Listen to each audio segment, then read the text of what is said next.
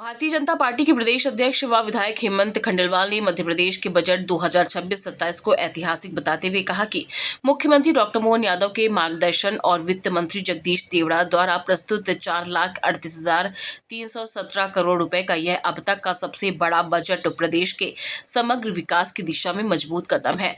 उन्होंने बताया कि पिछले 2 वर्षों में प्रति व्यक्ति आय 1.41 लाख से बढ़कर 1.69 लाख रुपए हो गई है, जो सरकार की आर्थिक नीतियों का परिणाम है। बजट में गरीब किसान, युवा और महिलाओं के सशक्तिकरण पर विशेष जोर दिया गया है।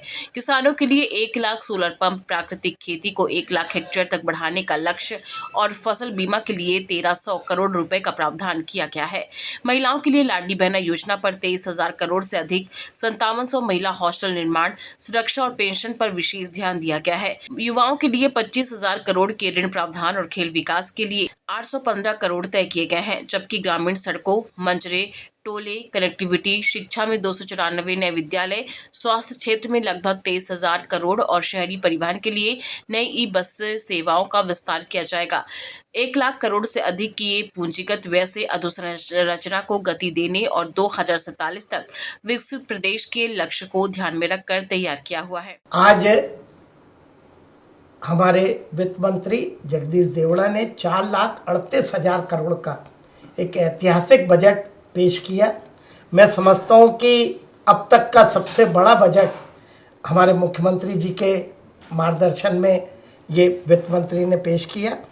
इस बजट के कारण मध्य प्रदेश की सरकार की आर्थिक नीतियों के कारण जो पिछले वर्ष प्रति व्यक्ति आय 1,41,000 रुपये थी, वो बढ़ के 1,69,000 रुपये, यानी लगभग 19% की वृद्धि आम नागरिक की आय में हुई है। मैं समझता हूँ कि सरकार की एक बड़ी उपलब्धि है। सरकार ने इस बजट में चाहे गरीब की बात करें, चाहे युवा की बात करें, चाहे अन्नदाता की बात करें, चाहे महिलाओं की बात करें, उनके सशक्तिकरण के लिए भरपूर राशि का प्रावधान किया। कृषि क्षेत्र में पिछली बार जो हमारे सरकार ने जो सोयाबीन और बाकी चीज़ों को सपोर्ट किया, वो तो बात है ही है, लेकिन अभी गौशालाओं के लिए या सोलर पंप के लिए सरकार लगभग 1 लाख सोलर पंप हमारे किसानों को मिले, उसकी सरकार ने तैयारी की है। लगभग सरकार 1 लाख हेक्टेयर में प्राकृतिक खेती हो, इसकी तैयारी कर रही है। फसल बीमा के लिए भी सरकार ने 1300 करोड़ रुपए का प्रावधान किया। मैं समझता हूँ कि हमारी बहनों के लिए पहली बार बजट में 23,000 करोड़ से ज़्यादा की राशि हमारी जो लाडली बहना योजना है उसके लिए रखी गई है। कामकाजी महिलाओं के लिए 5700 वुमेन हॉस्टल, मैं समझता हूँ कि महिलाओं की सुरक्षा और हमारी बहनें आत्मनिर्भर बने, उसकी दिशा में एक बड़ा कदम सरकार उठाने जा रही है। हमारी महिलाओं की पेंशन और बाकी चीज़ों में सरकार ने काफ़ी बड़े काम किए। युवाओं के लिए 25,000 करोड़ के ऋण का सरकार ने प्रावधान किया। खेलों के लिए 815 करोड़ रुपए देने की बात की। इंफ्रास्ट्रक्चर में मजरे टोले की रोड के लिए सरकार 21,000 करोड़ से अधिक की राशि दे रही है। 294 हमारे एजुकेशन में संदीपनी विद्यालय जो आने वाले समय में शिक्षा के उसमें मील का पत्थर साबित होंगे। मध्य प्रदेश शिक्षा के मामले में इन विद्यालयों के माध्यम से सबसे आगे जाएगा, उसकी तैयारी सरकार ने की है। मैं समझता हूँ कि आर्थिक उपलब्धताएं सरकार की काफ़ी है। हमारे गुबक्कड़ वर्ग के लिए और बाकी के लिए भी सरकार ने बड़े काम किए।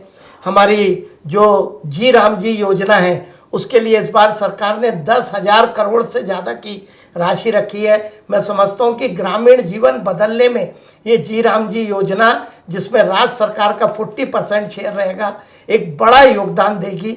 अब गांवों को अपने निर्णय खुद करने का अधिकार हमारी केंद्र और राज्य की सरकार दे रही है। इसके साथ ही साथ हमारा जो बच्चों को पहली बार टेट्रा दूध पैक दिया जाए, उसके लिए सरकार ने बजट प्रावधान किया है। और हेल्थ सेक्टर में लगभग सरकार 23,000 करोड़ का प्रावधान की है। और ई बस के रूप में सरकार ने एक नई शुरुआत की है और लगभग 472 ई बसें शुरू कर रही है। मैं समझता हूँ कि एक बड़ा काम जो सिंहस्थ 2028 का आने वाला है, 13,000 करोड़ का प्रावधान कि विकास ही हमारी विरासत है, इसको सरकार ने चरितार्थ किया। इस बार के बजट में सरकार ने एक बड़ा काम किया, कैपिटल एक्सपेंडिचर 1 लाख करोड़ के ऊपर का करने का काम सरकार कर रही है। जब तक पूंजीगत निवेश नहीं होगा, कोई भी राज्य, कोई भी देश आगे नहीं बढ़ सकता। सरकार ने इस दिशा में बड़ा काम किया है। मैं समझता हूँ कि हर पक्ष को छूने का, हर समाज का वर्ग सशक्त हो, उसके लिए सरकार ने हर वर्ग के लिए प्रावधान किए हैं। मैं वित्त मंत्री जी को, हमारे मुख्यमंत्री मोहन यादव जी को इस बात के लिए धन्यवाद देना चाहूँगा कि जो उनका 2047 का विज़न है उसको इस बजट में परिलक्षित होता है और आने वाले समय में हमारा प्रदेश किन रास्तों पे चलेगा वो सारी बातें इस बजट में अंकित की गई है। मैं समझता हूँ आने वाले समय में हमारा प्रदेश सशक्त हो, उसकी दिशा में ये बजट है। मैं बजट के सारे प्रावधानों के लिए सरकार का बहुत बहुत धन्यवाद करता हूँ। भोपाल से आदित्य सराठी की रिपोर्ट।